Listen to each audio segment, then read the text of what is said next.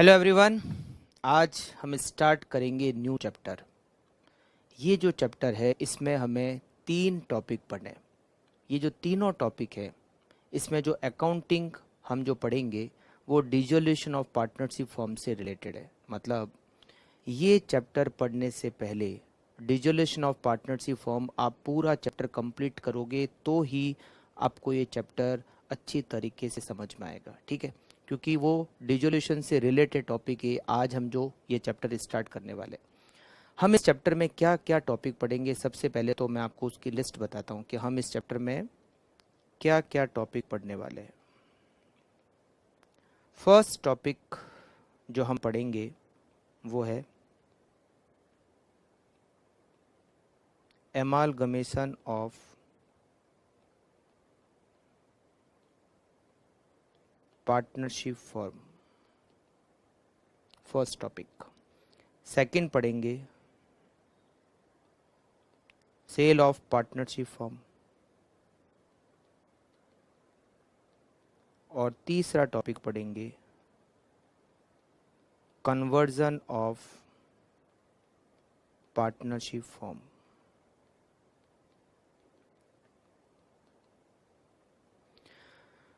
तीन टॉपिक तीनों ही एग्ज़ाम के हिसाब से इम्पोर्टेंट है। वैसे जो सबसे फर्स्ट नंबर है एमालगमेशन ऑफ पार्टनरशिप फॉर्म, वो इन तीनों में सबसे ज़्यादा इम्पोर्टेंट है। तो स्टार्ट करते हैं। सबसे first topic amalgamation of partnership form. Amalgamation of partnership form का मतलब क्या होता है? सबसे पहले तो हम एमालगमेशन ऑफ पार्टनरशिप फॉर्म का मतलब लिखते हैं। आप लोग लिखिए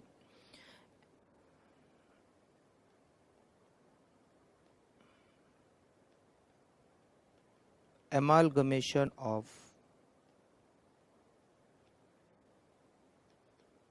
partnership firm means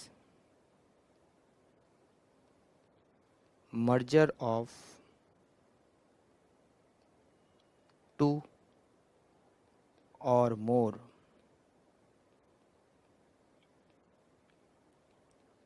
partnership firm with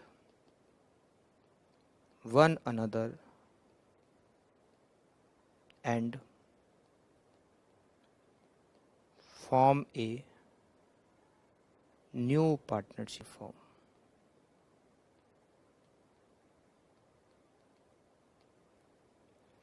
एमालगमेशन of partnership form का मतलब होता है कि जब दो और दो से ज़्यादा पार्टनरशिप फॉर्म मिलकर एक नई पार्टनरशिप फॉर्म बना लेते हैं तो उसको हम कहते हैं एमालगमेशन ऑफ पार्टनरशिप फॉर्म। मतलब क्या? एग्जाम्पल बताता हूँ। फॉर एग्जाम्पल एक पार्टनरशिप फॉर्म है एक्स एंड कंपनी, एक पार्टनरशिप फॉर्म है वाई एंड कंपनी। इन दोनों ने अपना बिजनेस मर्ज करके एक नई पार्टनरशिप फॉर्म बना ली, विच इज़ सपोज नई पार्टनरशिप फॉर्म का नाम रखा X Y and company. X and company में दो पार्टनर है ए और बी। वाई एंड कंपनी में दो पार्टनर है सी और D. X Y and company के 4 पार्टनर है ए बी सी और डी। एक्स एंड कंपनी का बिजनेस खत्म हो गया, वाई एंड कंपनी का बिजनेस खत्म हो गया और एक नई पार्टनरशिप फॉर्म बन गई एक्स वाई एंड कंपनी। बहुत बार बिजनेस को और एक्सपांड करने के लिए, कंपटीशन को ख़त्म करने के लिए, बड़ा बिजनेस बनाने के लिए ये स्टेप लिया जाता है कि दो अलग अलग पार्टनरशिप फॉर्म मिलकर एक नई पार्टनरशिप फॉर्म, बड़ी पार्टनरशिप फॉर्म बना लेते हैं। तो ये जो मैंने एग्जाम्पल लिखा है it is amalgamation of partnership form.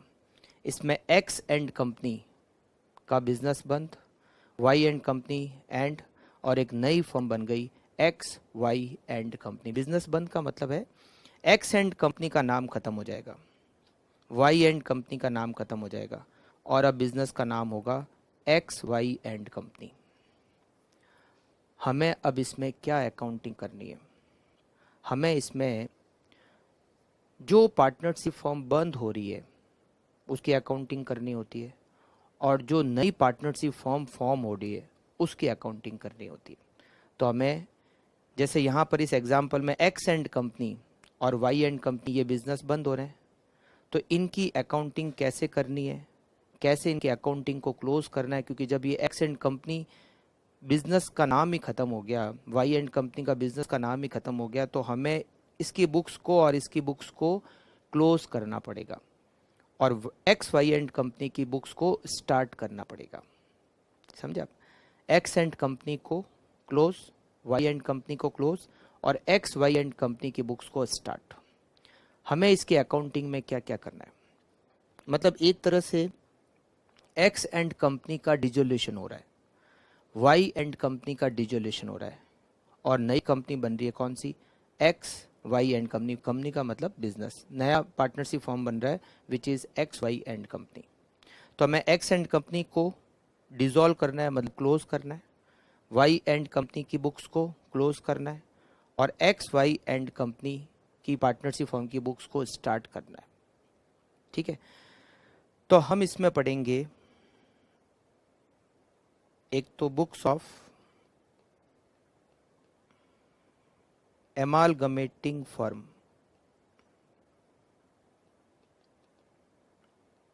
जो फर्म एमालगमेट हो रही है, जैसे यहां पर एक्स और वाई, और एक पढ़ेंगे हम बुक्स ऑफ अमालगमेटेड फर्म।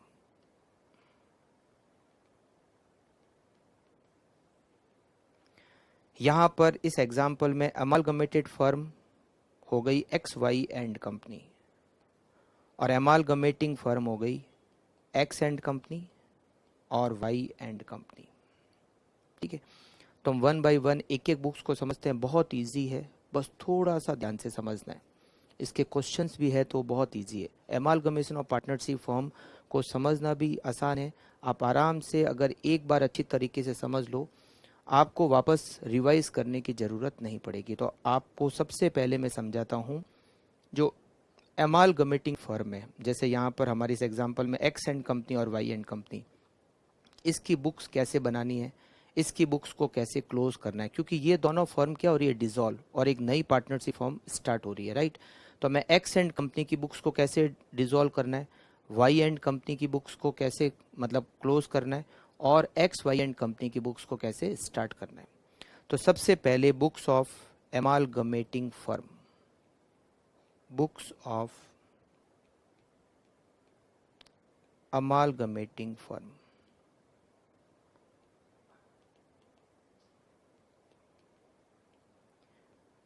ये बिजनेस एज पर अकाउंटिंग ये बिजनेस क्लोज हो रहा है। एक्स एंड कंपनी का जो नाम से बिजनेस हो रहा था वो business X Y and company को ट्रांसफर हो रहा है। आप समझ रहे हैं? इसकी जो भी एसेट्स है वो एक्स वाई एंड कंपनी में ट्रांसफर हो जाएगी, जो भी लाइबिलिटीज है और जो भी पार्टनर के कैपिटल अकाउंट है वो भी एक्स वाई एंड कंपनी में ट्रांसफर हो जाएंगे, मतलब जो नई पार्टनरशिप फॉर्म है उसमें ट्रांसफर हो जाएंगे। तो हमें इसकी बुक्स को कैसे क्लोज करना है वो मैं आपको बताता हूँ। क्या क्या करना है आपको? एक आपको बनाना है रियलाइजेशन अकाउंट। हम डिसोल्यूशन में भी तो यही पढ़ते थे। एक हम बनाते थे वहाँ पर रियलाइजेशन अकाउंट, एक हम बनाते थे पार्टनर का कैपिटल अकाउंट और एक हम बनाते थे कैश और बैंक अकाउंट। अगर आपको याद हो तो जब हमने dissolution of partnership form start किया था, सबसे पहले जब पढ़ा था, तो उसमें यही था कि हम जब पार्टनरशिप फॉर्म की बुक्स को क्लोज करते हैं तो एक रियलाइजेशन अकाउंट बनता है, दूसरा पार्टनर कैपिटल अकाउंट बनता है और तीसरा कैश और बैंक अकाउंट बनता है। अब यहाँ पर थोड़ा और आसान है, यहाँ पर कैश और बैंक अकाउंट बनाने की आपको ज़रूरत नहीं पड़ेगी। क्यों? क्योंकि जो नई फर्म में ट्रांसफ़र हो रही है वो सारी एसेट्स ट्रांसफ़र हो रही है, मतलब जो भी हमारे पास एसेट्स है, जो भी हमारे पास लाइबिलिटीज़ है इंक्लूडिंग कैश, वो भी नई फर्म को ट्रांसफ़र हो जाती है। तो यहाँ पर हमें कैश और बैंक अकाउंट को बनाने की ज़रूरत नहीं पड़ेगी। एक तो आपको बनाना है रियलाइजेशन अकाउंट और एक आपको बनाना है पार्टनर कैपिटल अकाउंट। एक तरह से हम अपना बिजनेस, मतलब ये जो एक्स एंड कंपनी है, अपना business X Y and company को ट्रांसफर कर रही है। मतलब एक तरह से एक्स एंड कंपनी अपना business X Y and company को सेल कर रही है। समझा? एक्स एंड कंपनी अपना business X Y and company को एक तरह से सेल कर रही है, मतलब जो भी उसकी एसेट्स है वो भी उसको ट्रांसफर कर रही है, जो भी उसकी लाइबिलिटीज है वो भी उसको ट्रांसफर कर रही है, और फाइनली जो भी पार्टनर के कैपिटल अकाउंट है वो भी नई फर्म में ट्रांसफर हो जाते हैं। तो क्या एंट्रीज होती है, कैसे हमें जनरली एंट्रीज तो करनी नहीं पड़ती, हम सीधा अकाउंट से ही समझते हैं। तो हमें क्या क्या अकाउंटिंग एंट्रीज करनी पड़ती है और कैसे एडजस्टमेंट होकर इनकी बुक्स क्लोज होती है, आप लोग ध्यान से समझना। केवल दो अकाउंट बनाने, एक रियलाइजेशन अकाउंट और एक पार्टनर कैपिटल अकाउंट। सबसे पहले मैं आपको बताता हूँ रियलाइजेशन अकाउंट में। रियलाइजेशन अकाउंट सेम वैसे ही बनाना है जैसे हम डिसोल्यूशन ऑफ पार्टनरशिप फॉर्म में बनाते थे। जहां डिफरेंस होगा वो बताऊंगा कि कहां डिफरेंस होगा। रियलाइजेशन अकाउंट आपको सबसे पहले तो क्या करना है, बैलेंस शीट में जो भी एसेट्स है,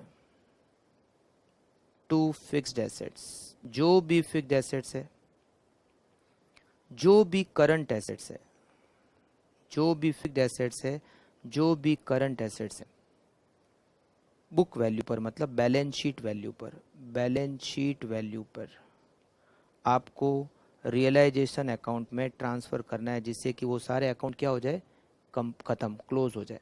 मतलब जो भी एक्स, जैसे यहाँ पर एक्स एंड कंपनी की अगर आप बुक्स क्लोज करोगे तो एक्स एंड कंपनी की जो भी बैलेंस शीट में एसेट्स दे रखी है, जो भी बुक वैल्यू पर बैलेंस शीट में एसेट्स दे रखी है, उन सब को यहाँ पर आपको ट्रांसफर करना है। जो भी फिक्स्ड एसेट्स दे रखी है, जो भी करंट एसेट्स दे रखी है, सब कुछ आप रियलाइजेशन अकाउंट में ट्रांसफर कर दो, including cash and bank, including cash and bank, right. जो भी लाइबिलिटीज है, लाइबिलिटीज में क्रेडिटर्स, कोई लोन या जो भी है, वो सब भी यहाँ पर ट्रांसफर कर दो। जो भी लाइबिलिटीज है, bank overdraft, outstanding expenses, creditor, कोई लोन, वो सारी लाइबिलिटीज भी यहाँ पर ट्रांसफर कर दो। अब हम ये एसेट्स और ये जो भी लाइबिलिटीज है वो नई फर्म में ट्रांसफर कर देंगे। ये क्या करेंगे हम, वहाँ तो हम डिसोल्यूशन ऑफ पार्टनरशिप फॉर्म पढ़ते थे तो हम क्या करते थे, एसेट्स को सेल कर देते थे या फिर कोई पार्टनर टेक ओवर कर लेता था, लाइबिलिटी का पेमेंट कर देते थे या फिर कोई पार्टनर टेक ओवर कर लेता था। मगर यहाँ पर ऐसा नहीं है, यहाँ पर एसेट्स और लाइबिलिटीज कहाँ ट्रांसफर हो रही है, नई फर्म में ट्रांसफर हो रही है। तो यहाँ पर हम लिखेंगे नई फर्म का नाम बाय न्यू फर्म अकाउंट। मतलब हम सारी एसेट्स और सारी लाइबिलिटी, जैसे एसेट्स हम बेचते थे तो क्या लिखते थे, बाय कैश, कोई पार्टनर लेता था तो बाय पार्टनर कैपिटल अकाउंट। मगर यहाँ एसेट्स और लाइबिलिटीज कहाँ ट्रांसफर हो रही है, यहाँ एसेट्स और लाइबिलिटीज न्यू फर्म को ट्रांसफर हो रही है। तो एसेट्स को भी ट्रांसफर करेंगे, अब आप लोग समझना, अभी लिखना मत। नई फर्म में एसेट्स को भी ट्रांसफर करेंगे, तो नई फर्म एसेट्स को ले रही है तो यहाँ लिखेंगे by new firm account, assets जो ली, टू न्यू फर्म अकाउंट, मतलब जो लाइबिलिटीज उन्होंने ली और जितने पर ली। पहले हम डिसोल्यूशन में क्या करते थे, एसेट्स को सेल करते थे तो जितने में बेचा हम लिखते थे बाय कैश, पार्टनर लेता था तो जितने में पार्टनर ले लिया हम लिखते थे बाय पार्टनर कैपिटल अकाउंट। अब हम एसेट्स किसको दे रहे हैं, नई फर्म को दे रहे हैं, तो हम क्या लिखेंगे, बाय न्यू फर्म अकाउंट। बहुत ईजी है, बस वहां पर बाय कैश और बाय पार्टनर कैपिटल अकाउंट की जगह क्या आ जाएगा, बाय न्यू फर्म, और जितने में उन्होंने एसेट्स ली है। जरूरी नहीं कि जो बैलेंस शीट में वैल्यू दे रखी है उसी वैल्यू पर वो एसेट्स को टेक ओवर करे। एसेट्स का वैल्यूएशन हो सकता है, अगर क्वेश्चन में एसेट्स का वैल्यूएशन दे रखा है तो जिस वैल्यू पर एसेट्स को दे रखा है, रीवैल्यूड फिगर जो भी दे रखा है, उस वैल्यू पर नई फर्म एसेट्स को टेक ओवर करेगी। तो यहाँ बाय न्यू फर्म जो भी एसेट्स जितनी वैल्यू पर उसने ली वो यहाँ आ जाएगा, फिर टू न्यू फर्म जो भी लाइबिलिटीज उसने ली जिस वैल्यू पर ली वो यहाँ आ जाएगा।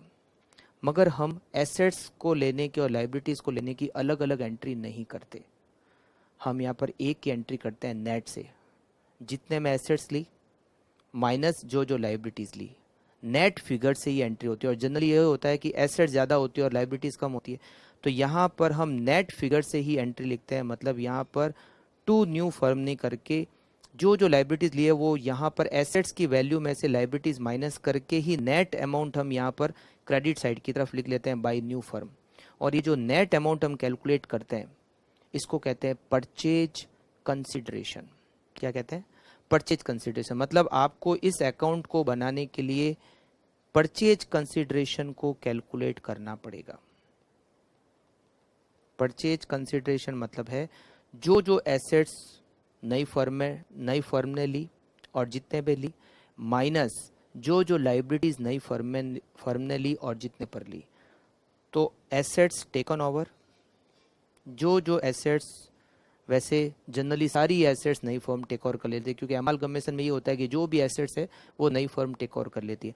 तो assets taken over at agreed value, किस पे लिखना है? एग्रीड वैल्यू पे लिखना है, less liabilities taken over, liabilities taken over at agreed value. अगर एग्रीड वैल्यू मतलब रीवैल्यूड अगर किसी एसेट्स और लाइबिलिटी का दे रखा है तब तो रीवैल्यूड फिगर को ही कंसिडर किया जाएगा। बट अगर रीवैल्यूड फिगर अलग से नहीं दे रखा है तो जो बैलेंस शीट में वैल्यू है हम उसी वैल्यू पर मानेंगे कि नई फर्म ने एसेट्स और लाइबिलिटी को टेक ओवर किया है। ठीक है, जिस जिस एसेट्स का रीवैल्यूड फिगर है वो रीवैल्यूड फिगर लोगे, नहीं तो बैलेंस शीट में जो वैल्यू है उसी पर आप टेक ओवर मानोगे। तो यहाँ पर ये आ जाएगा assets taken over at agreed value less liabilities taken over at agreed value, या नेट अमाउंट से ही एंट्री करेंगे बाय न्यू फर्म अकाउंट। वैसे ऐसे भी हो सकता था कि हम एसेट्स को लेने के लिए बाय न्यू फर्म लगाएं और लाइबिलिटीज को लेने के लिए टू न्यू फर्म अकाउंट बनाएं, बट जनरली अकाउंटिंग का तरीका ये होता है कि नेट से ही एंट्री करते हैं और हम उस नेट अमाउंट को क्या कहते हैं? Purchase consideration. एसेट्स को कितने में लिया माइनस लाइबिलिटी को कितने में लिया, नेट फिगर कितना बना वो न्यू फर्म में चला जाएगा और यहाँ पर रियलाइजेशन अकाउंट हो जाएगा क्लोज। बताओ कितना इजी हो गया। वैसे तो सारी एसेट्स और सारी लाइबिलिटीज नई फर्म टेक ओवर कर लेती है, बट मान लो बाई चांस क्वेश्चन में ऐसा हो कि कुछ एक आधी एसेट्स ऐसी भी हो सकती है किसी पार्टनर ने टेक ओवर कर ली। तो अगर कोई एसेट्स पार्टनर टेक ओवर करता है तो यहाँ पर आ जाएगा बाई पार्टनर कैपिटल अकाउंट। अगर कोई एसेट्स पार्टनर टेक ओवर करता है तो, है ना। अगर कोई लाइबिलिटी पार्टनर टेक ओवर करता है तो to partner capital account, partner capital account. जो एसेट्स पार्टनर ने ली और जितने पर ली बाई पार्टनर कैपिटल अकाउंट, जो लाइबिलिटीज पार्टनर ने ली और जितने पर ली टू पार्टनर कैपिटल अकाउंट। फिर जो एसेट्स पार्टनर ले ली फिर वो नई फर्म ने तो नहीं ले रहा है तो वो यहाँ परचेज कंसिडरेशन की कैलकुलेशन में भी नहीं एसेट्स आएगी। या अगर कोई लाइबिलिटी पार्टनर टेक ओवर कर लेता है तो फिर वो लाइबिलिटी को यहाँ पर परचेज कंसिडरेशन में इंक्लूड नहीं करना है। केवल नई फर्म जो एसेट्स और लाइबिलिटीज को टेक ओवर कर रही है केवल उसी को यहाँ परचेज कंसिडरेशन में आपको इंक्लूड करना है। अगर क्वेश्चन साइलेंट है तो पहली बात, सारी एसेट्स नई फर्म में ट्रांसफर हो रही है, सारी लाइबिलिटीज नई फर्म में ट्रांसफर हो रही है और जो बैलेंस शीट में वैल्यू दे रखी है उसी पे ट्रांसफर हो रही है। अगर किसी एसेट्स का या लाइबिलिटी का अलग से वैल्यूएशन दे रखा है तो वो वैल्यूएशन परचेज कंसिडरेशन में लेना है। अगर वैल्यूएशन अलग से नहीं दे रखा है तो बैलेंस शीट वैल्यू को ही यहाँ पर परचेज कंसिडरेशन में कंसिडर करना है। कैश और बैंक को भी टेक ओवर किया जाएगा, नई फर्म टेक ओवर करेगी तो उसको भी परचेज कंसिडरेशन में लेना है। ठीक है, तो ये तो जनरली ये एसेट्स पार्टनर लेता है, ये जनरली पॉइंट नहीं आता है इसलिए मैं हटा देता हूँ। बट बाई चांस अगर ऐसा कुछ हो कि नई फर्म एक आधी एसेट्स कुछ ऐसा है जो नई फर्म टेक ओवर नहीं कर रही है, पार्टनर टेक ओवर कर रहा है, तो फिर पार्टनर का नाम आ जाएगा। ठीक है, तो ये बन गया रियलाइजेशन अकाउंट। कितना सिंपल एकदम। जो भी बैलेंस शीट में फिक्स्ड एसेट्स है ट्रांसफर कर दो बैलेंस शीट वैल्यू पे, जो भी करंट एसेट्स है बैलेंस शीट वैल्यू पे ट्रांसफर कर दो, जो भी लाइबिलिटीज है बैलेंस शीट वैल्यू पे ट्रांसफर कर दो, और यहाँ पर आ जाएगा नई फर्म का बाई न्यू फर्म, और वो न्यू फर्म का अकाउंट में जो अमाउंट आएगा वो आएगा परचेज कंसिडरेशन। जो जो एसेट्स टेक ओवर कर रहे हैं जितनी वैल्यू पे टेक ओवर कर रहे हैं माइनस जो जो लाइबिलिटी टेक ओवर कर रहे हैं और जितनी वैल्यू पे टेक ओवर कर रहे हैं, net amount is purchase consideration, right. और यहाँ परचेज कंसिडरेशन आएगा, मतलब यहाँ पर जो आप अमाउंट लिखोगे वो परचेज कंसिडरेशन का अमाउंट होगा। करेक्ट, ये तो बन गया रियलाइजेशन अकाउंट। अब बात आती है पार्टनर कैपिटल अकाउंट की। Partner capital account, partner capital account को भी आपको क्या करना है,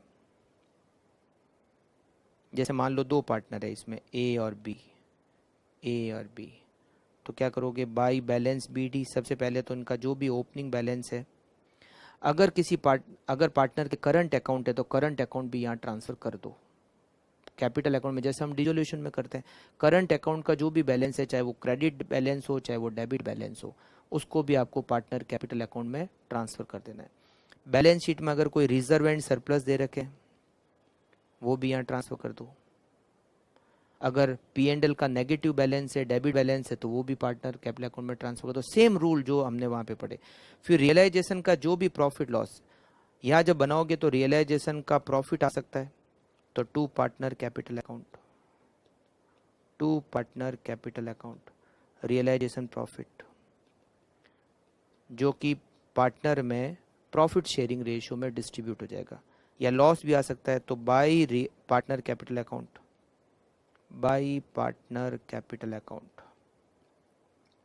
रियलाइजेशन लॉस, जो उस पार्टनरशिप फर्म के पार्टनर है उसमें वो प्रॉफिट या लॉस प्रॉफिट शेयरिंग रेशियो में डिस्ट्रीब्यूट हो जाएगा। तो यहाँ पर आएगा बाई रियलाइजेशन या फिर आएगा टू रियलाइजेशन। और भी जैसे करंट अकाउंट है तो करंट अकाउंट को भी ट्रांसफर करना है। अगर किसी पार्टनर ने लोन दे रखा है तो आप लोन को भी यहाँ ट्रांसफर कर दो। एक फाइनल बैलेंस निकाल दो पार्टनर कैपिटल अकाउंट का कितना होता है, ठीक है। तो opening balance, reserve and surplus, realisation, फिर कुछ क्वेश्चन पे भी डिपेंड करता है कि क्वेश्चन में क्या इन्फॉर्मेशन दे रहे हैं, उस पर भी कुछ डिपेंड करता है। हमें कुल मिला के सारे अकाउंट क्लोज करने हैं, राइट। अब जो भी इसमें पार्टनर के कैपिटल अकाउंट में बैलेंस बचेगा वो हमें नई फर्म में ट्रांसफर करना। तो यहाँ लिखेंगे to new firm account. Capital account में जो भी बैलेंस बचे आप उसको क्या करोगे, नई फर्म में ट्रांसफर कर दोगे। बस ये बन गया रियलाइजेशन अकाउंट और पार्टनर कैपिटल अकाउंट। आप चाहो तो इस फॉर्मेट को नोट कर लीजिए। एक तो रियलाइजेशन अकाउंट का फॉर्मेट जो जनरली फॉर्मेट बनता है, देखो अब कुछ क्वेश्चन में कुछ एडिशनल इन्फॉर्मेशन है तो हमें उसके हिसाब से कुछ क्वेश्चन में एडजस्टमेंट करना पड़ सकता है। बाकी मोस्टली जो रियलाइजेशन अकाउंट बनता है वो इसी फॉर्मेट में और इतना ही बनता है। रियलाइजेशन अकाउंट कैसे बनता है, परचेज कंसिडरेशन को कैसे कैलकुलेट करते हैं, और पार्टनर कैपिटल अकाउंट कैसे बनता है, वो मैंने आपको फॉर्मेट लिखा है। ये आप चाहो तो नोट कर लीजिए, जिससे कि हम आगे बढ़ें। फिर इसके अंदर और क्या एडजस्टमेंट हो सकते हैं वो समझा कर हम फिर पढ़ेंगे बुक्स ऑफ अमालगमेटेड फर्म। जो नई फर्म है उसकी बुक्स कैसे बनेगी फिर उसको समझते हैं। बहुत ईजी है, इसमें सेम कॉन्सेप्ट सेम वही तरीके यूज आएंगे जो हम डिसोल्यूशन ऑफ पार्टनरशिप फॉर्म में हमने पढ़ा था कि रियलाइजेशन अकाउंट कैसे बनता है। बस यहाँ पर हम एसेट्स को सेल नहीं कर रहे हैं, हम एसेट्स को नई फर्म में ट्रांसफर कर रहे हैं। तो जहाँ बाई कैश लिखते थे उसकी जगह बाई न्यू फर्म। हाँ, लाइबिलिटी के लिए अलग से टू न्यू फर्म नहीं लिखते, वो नेट अमाउंट से ही यहाँ पर बाई न्यू फर्म में हम अमाउंट लिख देते हैं। तो हमें अलग से लाइबिलिटीज के लिए कुछ लिखने की जरूरत नहीं है।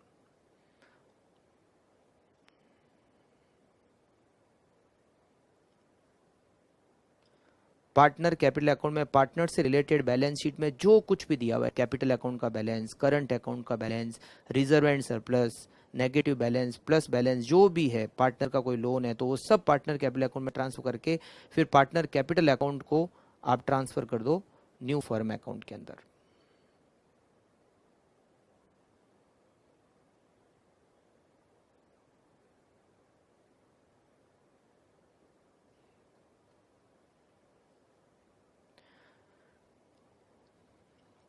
अब आपको अगर रिकंसिल करना है कि आपने ये अकाउंट सही बनाया या नहीं बनाया, कहीं कुछ कैलकुलेशन मिस्टेक तो नहीं कर दी, या सारे अकाउंट आपने ट्रांसफर किए या नहीं किए, तो एक काम और कर सकते हो। आप इस पुराने पार्टनरशिप फर्म की बुक्स में न्यू फर्म का अकाउंट बनाकर चेक कर सकते हो। कैसे चेक करना है वो मैं आपको बता रहा हूँ। न्यू फर्म का अकाउंट आपने यहाँ पर रियलाइजेशन में क्या लिखा, बाय न्यू फर्म, तो यहाँ पर क्या एंट्री आएगी, टू रियलाइजेशन, करेक्ट। फिर आपने पार्टनर कैपिटल अकाउंट में क्या लिखा, टू न्यू फर्म, तो यहाँ पर आएगा bye partner capital account, bye partner capital account. जैसे दो पार्टनर है ए और बी, इनके अकाउंट, ये अकाउंट मिल जाना चाहिए, मतलब इस अकाउंट में कोई बैलेंस नहीं रहना चाहिए। अगर इस अकाउंट में बैलेंस रह जाए इसका मतलब है आपने कहीं ना कहीं कुछ ना कुछ कैलकुलेशन मिस्टेक जरूर करी है, या तो आपको ट्रांसफ़र करना भूल गए, या गलत अमाउंट से ट्रांसफ़र कर दिया, या कोई कैलकुलेशन मिस्टेक है, कुछ ना कुछ मिस्टेक जरूर है। अगर आपको चेक करना है तो आप इस तरीके से चेक कर सकते हो। करेक्ट, चेक करना है। जनरली क्वेश्चन में नहीं आता। हाँ, अगर ये कहा जाए कि बुक्स ऑफ जो एमालगमेटिंग फर्म है उसकी बुक्स बनाओ, तो आपको फिर क्या करना है, रियलाइजेशन अकाउंट बनाना है, पार्टनर कैपिटल अकाउंट बनाना है और न्यू फर्म का अकाउंट भी बनाना है। बट अगर आपसे इसकी रिक्वायरमेंट नहीं पूछी जाए तो न्यू फर्म का केवल रिकंसाइल करने के लिए आप चेक कर सकते हो कि हमने कहीं क्लैरिकल मिस्टेक या कहीं कुछ भूल तो नहीं गए, तो आप इससे चेक कर सकते हो। यहाँ से जो न्यू फर्म का अकाउंट लास्ट में जो सबसे बनेगा उसमें कहीं भी बैलेंस नहीं रहना चाहिए, मतलब आपने कहीं कुछ क्लैरिकल मिस्टेक या कुछ कैलकुलेशन मिस्टेक नहीं करी है। Right, okay. तो ये तो हो गई ओल्ड फर्म, मतलब जो एमालगमेट हो रही है फर्म, उसकी बुक्स को क्या करना है, बहुत इजी है, क्लोज करना है। Realisation account, partner capital account और ज़्यादा से ज़्यादा न्यू फर्म का अकाउंट, जिससे कि आपको पता चल जाए कि हमने कुछ गलती तो नहीं की, कुछ मिस्टेक तो नहीं की। ठीक, अब हम आते हैं new firm, books of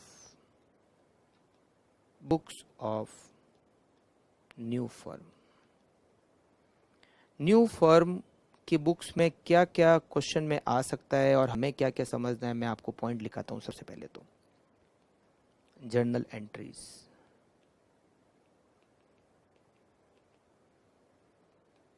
adjustment of goodwill,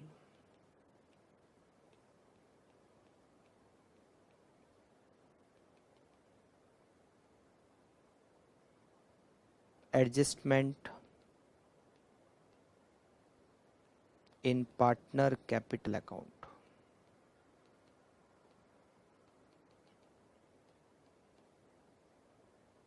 adjustment in partner capital लिख देते हैं, partner capital. Inter company, inter firm लिख देते हैं इसको, इंटर फर्म ट्रांजैक्शन।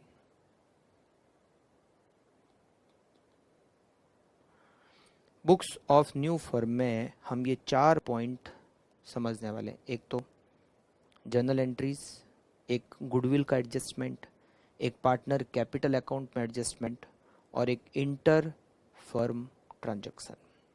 राइट, अब क्या होते हैं जर्नल एंट्रीज।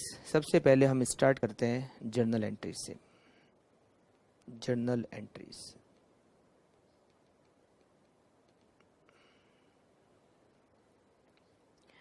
एसेट्स और लाइबिलिटीज जो ओल्ड फर्म की है वो न्यू फर्म में ट्रांसफर हो रही है।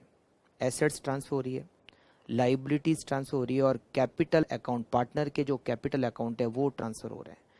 तो नई फर्म जिस पार्टनरशिप फर्म को टेक ओवर करेगी उसके लिए क्या एंट्री करती है वो बताता हूँ।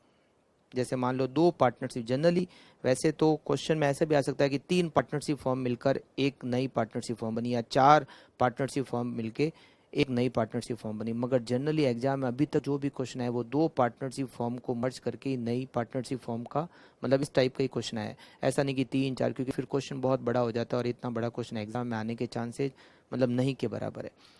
तो अगर आप 2 पार्टनरशिप फर्म को टेक ओवर कर रहे हो, मतलब उनको ट्रांसफर करके नई फर्म बना रहे हो, जैसे आपने एक्स एंड कंपनी को खरीदा, अब हम नई फर्म की बुक्स पढ़ रहे हैं, मतलब जैसे अभी मैंने एग्जांपल लिया कि हम एक्स एंड कंपनी और वाई एंड कंपनी को मर्ज करके नई फर्म बना रहे हैं एक्स वाई एंड कंपनी। तो एक्स वाई एंड कंपनी क्या करेगी, एक्स एंड कंपनी को टेक ओवर करने की एंट्री करेगी, वाई एंड कंपनी को टेक ओवर करने की एंट्री करेगी। तो टेक ओवर की एंट्री क्या होती है, मतलब एसेट्स और लाइबिलिटीज मिलती है और पार्टनर के कैपिटल अकाउंट ट्रांसफर होके आते हैं। तो एंट्री क्या होती है वो समझना आप लोग। जो भी एसेट्स आपको मिल रही है, जैसे मान लो हम 2 पार्टनरशिप फर्म को टेक ओवर कर रहे हैं, तो 2 अलग अलग एंट्री होगी। एंट्री क्या होगी वो बताता हूँ। Fixed assets account debit, fixed assets को हम ले रहे हैं। करंट एसेट्स अकाउंट डेबिट, हम करंट एसेट्स को टेक ओवर कर रहे हैं। टू लाइबिलिटीज, हम लाइबिलिटीज को टेक ओवर कर रहे हैं। To partner capital account, partner capital account. हम पार्टनर कैपिटल अकाउंट को मतलब हम एक्स एंड कंपनी से जो जो फिक्स्ड एसेट्स ले रहे हैं, जो जो करंट एसेट्स ले रहे हैं और जितने पर ले रहे हैं, उसकी बैलेंस शीट में क्या वैल्यू है हमें उससे मतलब नहीं, हम उसको कितने पे ले रहे हैं वो यहाँ पर हमें लिखना होगा। अगर अलग से रीवैल्यूएशन नहीं किया हुआ एसेट्स का तो जो बैलेंस शीट की वैल्यू है हम मानेंगे कि हम उसी पर टेक ओवर कर रहे हैं। बट अगर अलग से वैल्यू दे रखी है तो हमें उस वैल्यू को यहाँ पर लिखना है। जो जो फिक्स्ड एसेट्स, अलग अलग नाम आएंगे, फिक्स्ड एसेट्स अकाउंट एक नहीं आएगा, जैसे building, plant and machinery, land, जो भी अलग अलग है तो अलग अलग नाम आएंगे। और जो एसेट्स जितने पर टेक ओवर किया जा रहा है, जो रीवैल्यूड अमाउंट है, वो अमाउंट यहाँ पर इस एंट्री में लिखेंगे। दो पार्टनरशिप फर्म को टेक ओवर कर रहे हैं तो जैसे एक्स एंड कंपनी को टेक ओवर कर रहे हैं, वाई एंड कंपनी को टेक ओवर कर रहे हैं, तो एक एंट्री हम करेंगे एक्स एंड कंपनी को टेक ओवर करने की, एक एंट्री करेंगे हम वाई एंड कंपनी को टेक ओवर करने की, राइट। तो जो फिक्स्ड एसेट्स ले रहे हैं जितनी वैल्यू पर ले रहे हैं एग्रीड वैल्यू, जो करंट एसेट्स ले रहे हैं जितनी वैल्यू पर ले रहे हैं, जो लाइबिलिटीज ले रहे हैं जितनी एग्रीड वैल्यू पे ले रहे हैं, और पार्टनर के कैपिटल अकाउंट। ये पार्टनर के कैपिटल अकाउंट में क्या आएगा, ये वाला जो हम पुरानी पार्टनरशिप फॉर्म की बुक्स क्लोज करेंगे उस समय जो पार्टनर कैपिटल अकाउंट हम नई फॉर्म में जो ट्रांसफर करते हैं, ये जो अमाउंट आता है वो अमाउंट यहाँ पर आएगा टू पार्टनर कैपिटल अकाउंट पे। ये होती है टेक ओवर की एंट्री। तो हम एक्स एंड कंपनी को टेक ओवर कर रहे हैं, एक एंट्री उसकी की, फिर एक एंट्री करेंगे वाई एंड कंपनी को टेक ओवर करने की, ठीक है। तो ये तो हो गई टेक ओवर की एंट्री, राइट। अब इसके अलावा और जनरल एंट्री क्या आती है, एक तो टेक ओवर की एंट्री हो गई, एक एंट्री तो हो गई टेक ओवर की एंट्री, टेक ओवर, ठीक। ये टेक ओवर की एंट्री, जो जो एसेट्स मिल रही है उसको डेबिट कर दो, जो जो लाइबिलिटीज मिल रही है क्रेडिट कर दो, और जो पार्टनर के कैपिटल अकाउंट का बैलेंस था वो भी यहाँ पे क्रेडिट हो जाएगा। ये बराबर एंट्री मिल जाएगी आपकी, ठीक। अब इसके बाद में हम गुडविल का एडजस्टमेंट समझते हैं, ये भी समझते हैं, और उसके बाद में और क्या एंट्री हो सकती है वो भी मैं आपको बताता हूँ, ठीक। एडजस्टमेंट ऑफ गुडविल, जैसे एक्स एंड कंपनी को हम ट्रांसफर कर रहे हैं एक्स वाई एंड कंपनी में, वाई एंड कंपनी को ट्रांसफर कर रहे हैं एक्स वाई एंड कंपनी में, तो एक्स वाई एंड कंपनी में, तो इसकी जो गुडविल होगी उसको हम इसके पार्टनर में, जैसे इसके दो पार्टनर है ए और बी, इसकी गुडविल ए और बी में डिस्ट्रीब्यूट होगी, और इसकी जो गुडविल होगी वो इसके पार्टनर, मान लो इसके पार्टनर है सी और डी, तो इसकी गुडविल सी और डी में डिस्ट्रीब्यूट होगी। मगर जब आप एक्स एंड कंपनी की बुक्स को क्लोज करोगे, वाई एंड कंपनी की बुक्स को क्लोज करोगे, तो वहां पर गुडविल का आपको कोई एडजस्टमेंट नहीं करना है। गुडविल का क्या एडजस्टमेंट होता है वो मैं आपको बताता हूं, ठीक है। मान लो एक्स एंड कंपनी की गुडविल है 50,000, वाई एंड कंपनी की गुडविल है मान लेते हैं 1,00,000 रुपए, ठीक। इसका आपस में रेशियो है 3:1, 3:1, और इनका आपस में रेशियो है 3:2। नई फर्म में ए बी सी डी चारों पार्टनर है और उनका आपस में रेशियो है 4:3:2:1। तो आपको क्या करना है, एक्स एंड कंपनी की जो गुडविल है वो ए और बी में डिस्ट्रीब्यूट करनी है, वाई एंड कंपनी की जो गुडविल है वो सी और डी में डिस्ट्रीब्यूट करनी है, और जो टोटल गुडविल होगी उसको फिर आपको राइट ऑफ करना है ए बी सी डी में न्यू रेशियो में। जनरली गुडविल का एडजस्टमेंट जनरली ऐसे ही होता है। आपको क्या करना है, 50,000 एक्स एंड कंपनी की गुडविल को ए और बी में बांटना है। ये सारी एंट्रीज जो होगी वो सब नई फर्म की बुक्स में होगी, पुरानी फर्म से इसका कोई लेना देना नहीं है। गुडविल का कोई भी एडजस्टमेंट आपको पुरानी फर्म के बुक्स में नहीं करना है, नई पार्टनरशिप फर्म के बुक्स में करना है, ठीक। मतलब एक्स वाई एंड कंपनी के बुक्स में ही एडजस्टमेंट करोगे। तो 50,000 एक्स एंड कंपनी की गुडविल है वो पहले ए और बी में बांट दोगे। एंट्री क्या हो सकती है, goodwill account debit to A to B.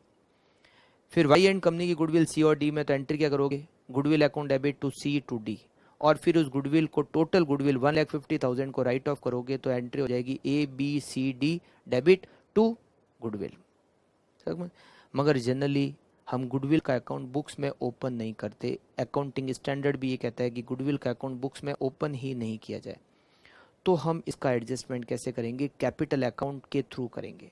Capital account के थ्रू कैसे एडजस्टमेंट करते हैं वो समझाता हूँ। जैसे चार पार्टनर हो गए ए बी सी और D, X and company. X and company की गुडविल कितनी है, एक्स एंड कंपनी की गुडविल है 50,000। ये 50,000 ए और बी में डिस्ट्रीब्यूट होगी, तो 50,000 को 3:1 के रेशियो में आप डिस्ट्रीब्यूट करोगे, तो ए में 37,500, बी में 12,500 क्रेडिट होंगे, ठीक है। वाई एंड कंपनी की गुडविल कितनी है? वाई एंड कंपनी की गुडविल है 1 लाख, वो सी और डी में डिस्ट्रीब्यूट होगी। तो 1 लाख का 3 और 2 में डिस्ट्रीब्यूट करोगे तो 60,000 सी में क्रेडिट होंगे और 40,000 डी में क्रेडिट होंगे, राइट। अब इस गुडविल को हम क्या करते हैं, रिटर्न ऑफ। टोटल गुडविल कितनी? 1,50,000 टोटल हो गई गुडविल। 150 को न्यू रेशियो क्या है? 4321।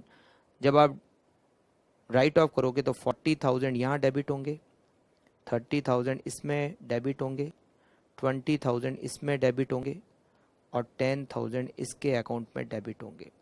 अब आप करोगे इसका नेट एडजस्टमेंट। नेट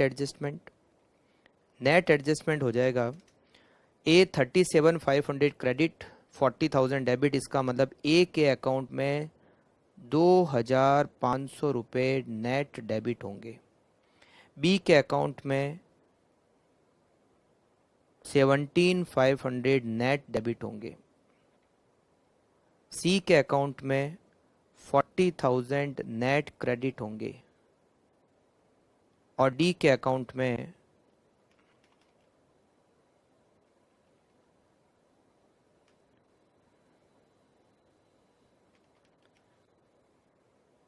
इसके अंदर यहाँ पर मैंने अमाउंट ही 150 की जगह कुछ और ही 1 लाख को डिस्ट्रीब्यूट कर दिया। 150 डिवाइडेड बाय 10, 60,000 डेबिट होंगे। अमाउंट ही मैंने गलत लिखा, 60,000, 45,000, 30,000, 15,000, राइट। तो यहाँ पर डेबिट होंगे 37,500 क्रेडिट, 60,000 डेबिट, तो यहाँ पर 22,500 डेबिट होंगे। यहाँ डेबिट होंगे 45,000 माइनस 12,500, 32,500 डेबिट होंगे। यहाँ पर क्रेडिट होंगे 30,000 नेट और यहाँ नेट क्रेडिट होंगे 25,000 और नेट एडजस्टमेंट में इफेक्ट आएगा 0, क्योंकि जितना डेबिट हो रहा है उतना ही क्रेडिट हो रहा है। अब इसकी एंट्री क्या हो गई? अब इसकी एंट्री हो गई यहाँ पर, जैसे यहाँ पर हम एंट्री करेंगे इसकी, तो A account debit 22,500, B account debit 32,500, to C 30,000 credit और टू डी 25,000 क्रेडिट। और ये एंट्री हो गई गुडविल का एडजस्टमेंट करने की। तो आपको नेट इफेक्ट देना पड़ेगा। अगर आपको एंट्री कहा जाए, क्वेश्चन कहता है जनरल एंट्रीज करो, तो आपको क्या करना है, ये ऐसा स्टेटमेंट बनाना पड़ेगा। एक्स एंड कंपनी की गुडविल उसके पार्टनर में बांटोगे, वाई एंड कंपनी की गुडविल उसके पार्टनर में बांटोगे, फिर टोटल गुडविल को सारे पार्टनर में न्यू रेशियो में राइट ऑफ करोगे और नेट एडजस्टमेंट निकालकर उसकी जनरल एंट्री करोगे। अगर क्वेश्चन में जनरल एंट्री करने को कहा जाए तो, अगर क्वेश्चन में जनरल एंट्री करने को नहीं कहा जाए तो फिर इतना बड़ा स्टेटमेंट बनाने की ज़रूरत नहीं है। फिर आप इसको अलग ऐसे भी कर सकते हो, ए बी सी डी। इसमें आप पहले तो गुडविल क्या करो, गुडविल को डिस्ट्रीब्यूट कर दो। एक्स एंड कंपनी की गुडविल ए और बी में बांट दो, गुडविल वाई एंड कंपनी की सी और डी में बांट दो और फिर टोटल गुडविल को राइट ऑफ कर दो। बट अगर आपको अकाउंटिंग एंट्री करने को क्वेश्चन में दे रखा है, तब तो आपको ये नेट एडजस्टमेंट निकाल के गुडविल की एंट्री करनी पड़ेगी, राइट। और अगर अकाउंटिंग एडजस्टमेंट नहीं कहता तो आप गुडविल को एक बार एक्स एंड कंपनी की ए बी में बांट दो, वाई एंड कंपनी की सी डी में बांट दो और टोटल गुडविल को फिर ए बी सी डी में राइट ऑफ कर दो, तो नेट एडजस्टमेंट अपने आप ही हो जाएगा, ठीक है। तो ये गुडविल का एडजस्टमेंट आपको करना पड़ेगा। गुडविल का एडजस्टमेंट पुरानी फर्म जो क्लोज हो रही है उसकी बुक्स में कुछ नहीं करना है, नई पार्टनरशिप फॉर्म की बुक्स में ही गुडविल का एडजस्टमेंट करना है, क्योंकि जनरली हमें गुडविल का अकाउंट ओपन नहीं करना होता है इसीलिए, राइट। तो जनरल एंट्री टेक ओवर की मैंने आपको बताई, गुडविल का एडजस्टमेंट क्या होता है और उसकी जनरल एंट्री क्या होती है, एडजस्टमेंट की अगर करनी हो तो वो मैंने आपको बताया। अब आता है adjustment in partner capital account. Partner capital account का क्या एडजस्टमेंट आता है वो बताता हूँ। जैसे मान लो ये 4 पार्टनर हो गए, ए बी सी डी, नई पार्टनरशिप फॉर्म है, राइट। और ये टोटल इनकी कैपिटल ट्रांसफर होके आई, ए और बी की कैपिटल एक्स एंड कंपनी से ट्रांसफर होके आई, सी और डी की कैपिटल वाई एंड कंपनी से ट्रांसफर होके आई। तो जो भी ट्रांसफर से जो अमाउंट आता है वो आपने लिख दिया इनकी कैपिटल। फिर इसमें कुछ गुडविल का एडजस्टमेंट था तो वो भी कर लिया। सारे एडजस्टमेंट करने के बाद मान लो ए की कैपिटल हो जाती है 3 लाख रुपीस। सारे एडजस्टमेंट करने के बाद ए की कैपिटल हो गई 3 लाख, बी की कैपिटल है सपोज 2 लाख, सी की कैपिटल है 1,50,000 और डी की कैपिटल भी 1,50,000। टोटल हो गई आपकी कैपिटल 8 लाख रुपीस, राइट। अब मान लो क्वेश्चन में दे रखा हो, अगर कुछ नहीं दे रखा तो ठीक है, ये कैपिटल जो नेट बैलेंस बचेगा वो बैलेंस शीट में चला जाएगा। बट अगर क्वेश्चन कहे कि पार्टनरशिप फर्म ये चाहती है कि इनकी जो कैपिटल है वो प्रॉफिट शेयरिंग रेशियो में होनी चाहिए, और इनका प्रॉफिट शेयरिंग रेशियो जो है नई पार्टनरशिप फर्म में 4:3:2:1 का है, कि इनकी जो पार्टनर की कैपिटल है वो प्रॉफिट शेयरिंग रेशियो में होनी चाहिए, क्योंकि जनरली ऐसा पॉइंट क्वेश्चन में आता है इसलिए बता रहा हूँ। तो आपको क्या करना है, कैपिटल प्रॉफिट शेयरिंग रेशियो में होनी चाहिए, राइट। तो टोटल कैपिटल कितनी है 8 लाख, तो आपको क्या एडजस्टमेंट करना है, total capital equals to 8 lakh, ठीक। टोटल कैपिटल 8 लाख है और ये प्रॉफिट शेयरिंग रेशियो में होनी चाहिए ए बी सी डी, जिनका आपस में रेशियो है 4:3:1। तो 8 lakh divided by 10 multiply by 4, इसका मतलब ए की कैपिटल होनी चाहिए 3,20,000 डिवाइडेड बाय, बी की कैपिटल होनी चाहिए 240, सी की कैपिटल होनी चाहिए 160 और डी की कैपिटल होनी चाहिए 80,000 होनी चाहिए। फिर कहते हैं आप एडजस्टमेंट करो कैश के थ्रू और इनकी कैपिटल प्रॉफिट शेयरिंग रेशियो के हिसाब से कर दो। इसका मतलब क्या, ए की कैपिटल अभी है 3 लाख, होनी चाहिए 3,20,000। इसका मतलब है ए कैश लेकर आएगा, कितने 20,000 rupees, cash brought bye A rupees 20,000। A 20,000 cash लेकर आएगा क्योंकि उसकी कैपिटल होनी चाहिए 3 लाख, 320 जबकि है 3 लाख की, तो 20,000 लेकर आएगा, राइट। बी की कैपिटल है 2 लाख, होनी चाहिए 240, तो बी भी लेकर आएगा, cash brought by B equals to rupees 40,000, B 40,000 लेकर आएगा। सी की कैपिटल होनी चाहिए 160, है 150, तो इसका मतलब सी 10,000 रुपीज लेकर आएगा, cash brought by C rupees 10,000, ये तीनों कैश लेकर आएंगे। डी की कैपिटल है 150, होनी चाहिए 80,000, मतलब डी की कैपिटल 70,000 रुपीज ज्यादा है, तो कैश पेड टू डी, हम डी को 70,000 रुपये पे कर देंगे।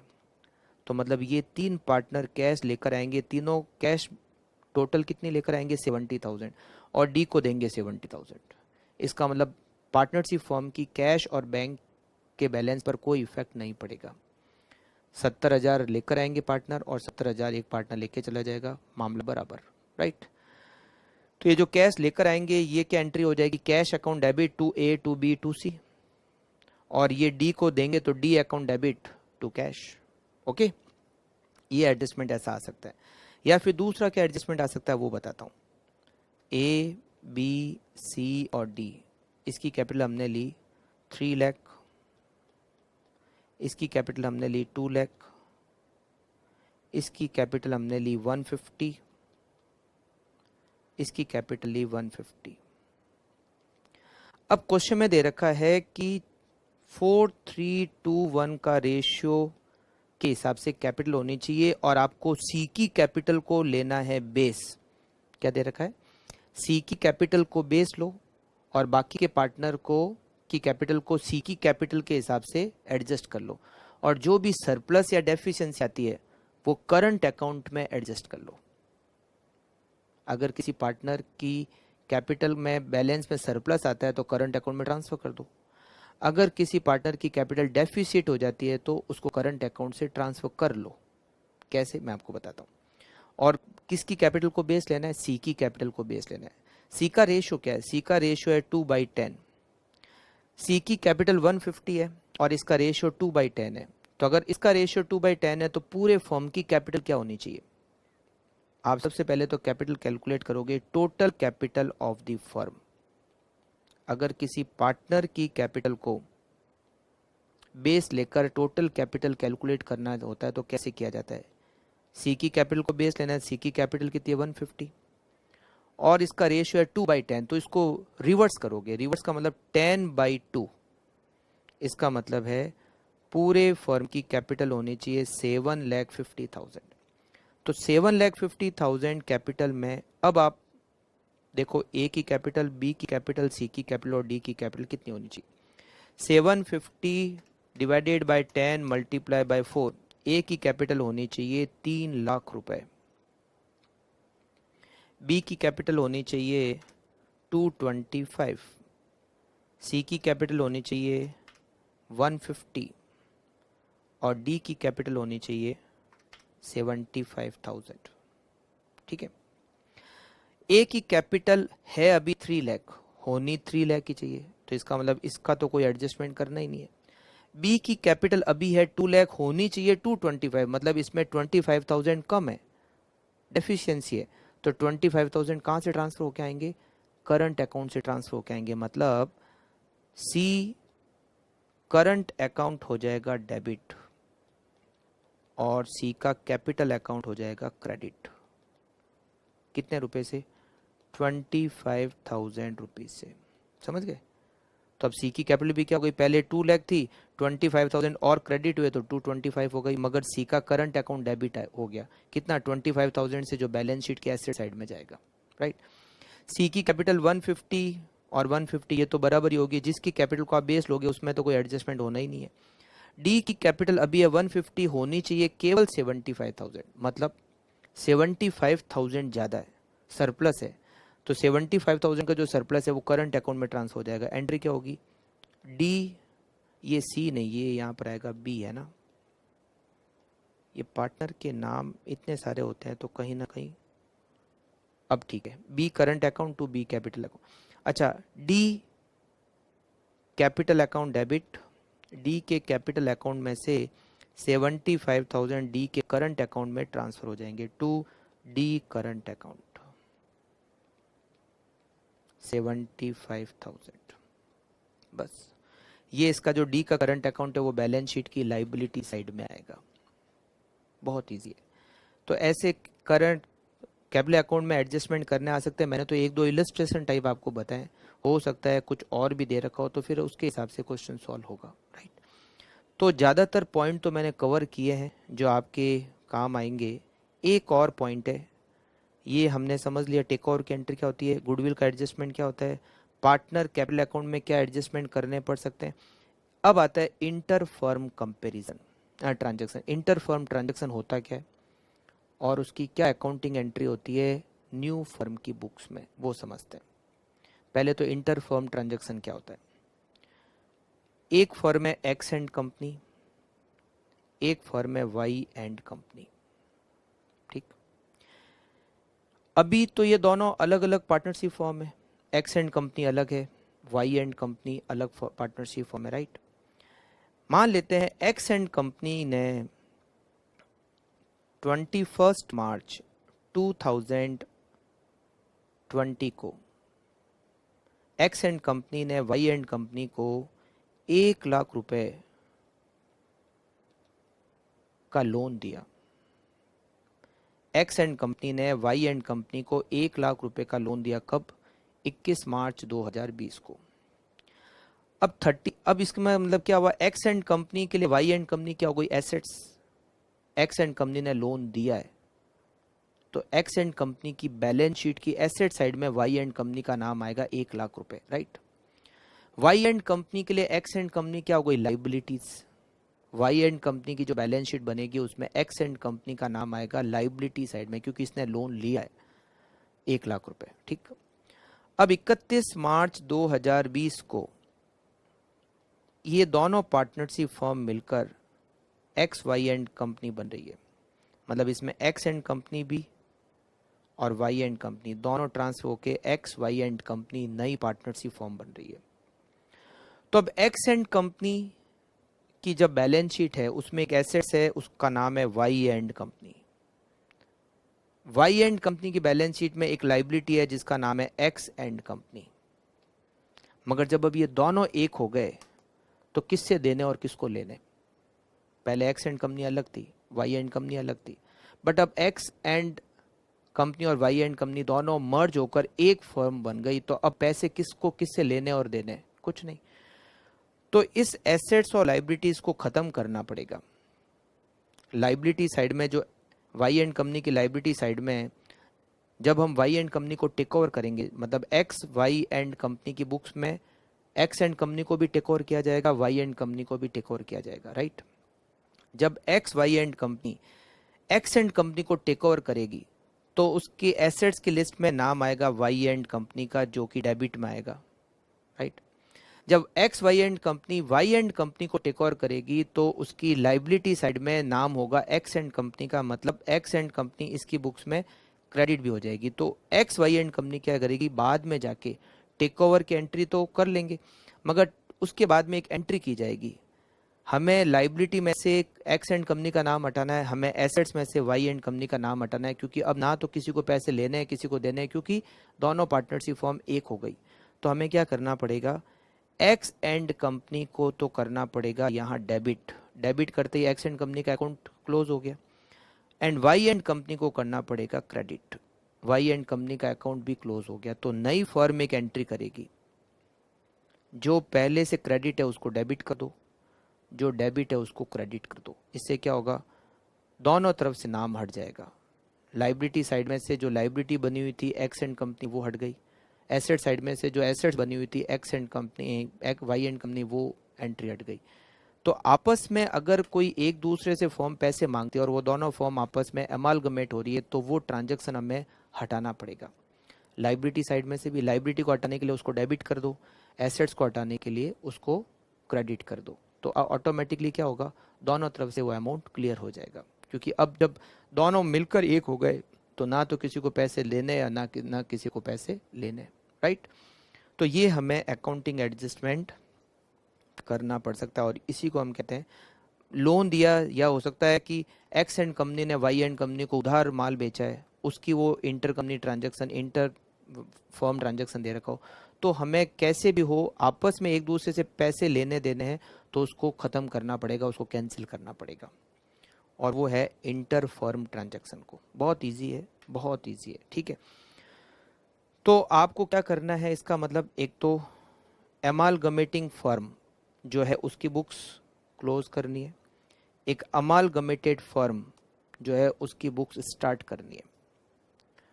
बहुत ज़्यादा चांसेस ये होते हैं कि अमालगमेटेड की फर्म की जो बुक्स बनानी होती है उसमें सीधे आपको बैलेंस शीट ही बनानी होती है, मतलब क्वेश्चन कहे तो जर्नल एंट्री करनी है, नहीं तो आपको क्या करना है, सीधा बैलेंस शीट बनाने को ही कहते हैं। तो बैलेंस शीट बनाना क्या करना है, अगर आपको क्वेश्चन में कहे कि बैलेंस शीट बनाओ नई फर्म की, तो आपको क्या करना है, हाँ पुरानी फर्म की बुक्स को तो क्लोज करना ही पड़ेगा, क्योंकि पुरानी फर्म की बुक्स को क्लोज करोगे तभी उनके पार्टनर के कैपिटल अकाउंट में कितना अमाउंट आएगा वो वहाँ से ही ट्रांसफ़र होकर आएगा।